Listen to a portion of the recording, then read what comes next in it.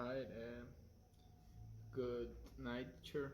And I'm going to talk about the monk's tale of the Canterbury Tales. And by for me, well, the first is the summary, and the monk's tales is a collection of tragedies designed to advise man not to trust in blind prosperity, but to be aware that fortune is fickle and changeable.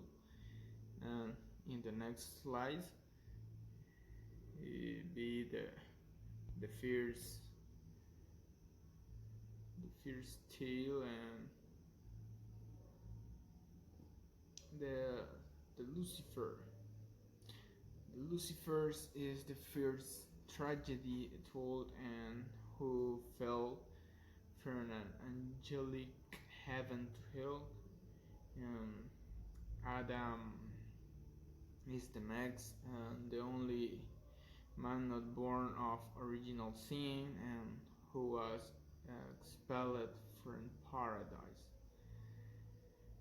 And the next is Samson. And in Samson's story is told in greater detail, explaining how he fell from grace when he confessed his secret to his wives, and who ratted him out to his enemies and then took another lover. And the story is that Samson killed 1,000 men with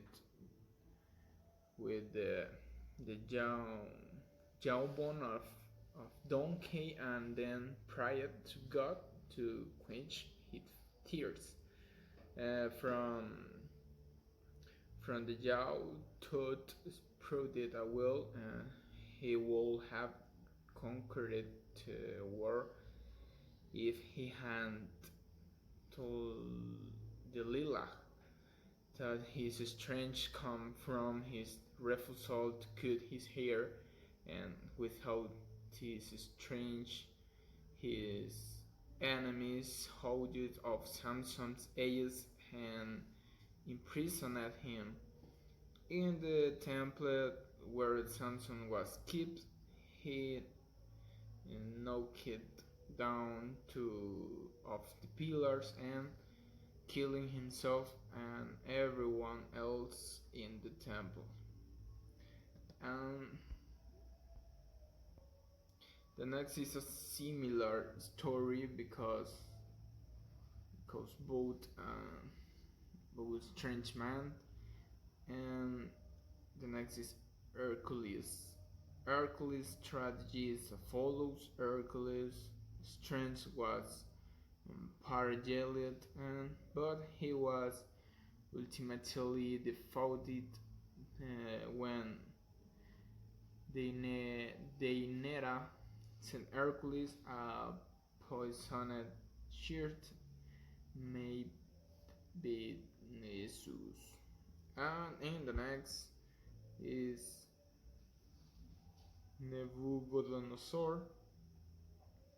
And Nebuchadnezzar, also spelled Nabucodonosor, was the king of Babylon, and who had twice defeated Israel. And the proud king built the great tall statue that required his subject to pray, or else he would be thrown into the pit of flames. And however, when Daniel disobeyed the king, and Nebuchadnezzar lost all dignity and acted like a great beast until God freed his from his madness. It's a very similar with the Bible, the Holy Bible. And next is the conclusion. Well, the monks provide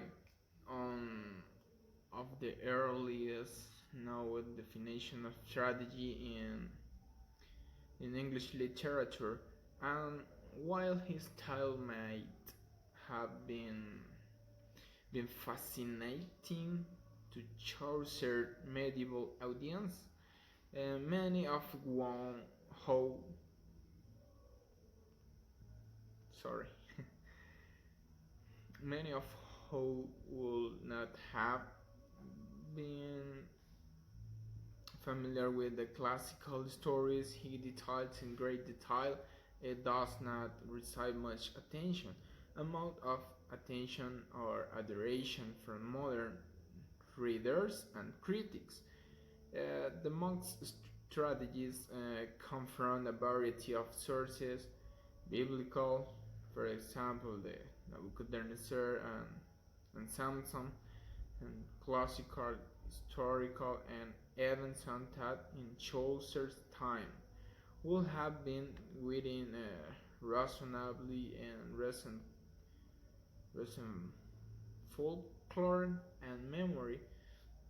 And however, the model of tragedy offered by the monk is not, in fact, a classical model as such, but a Boethian one, a reminder of the mutability of the life itself and the tendencies of fickle feminine fortune to turn her wheel and bring thoughts on top crashing to the ground, and it is one on one level or simply a series of card accident narratives, a dark and unrelenting Boethian's reminder that high status uh, and miserably. Well, this is a short presentation, and only that.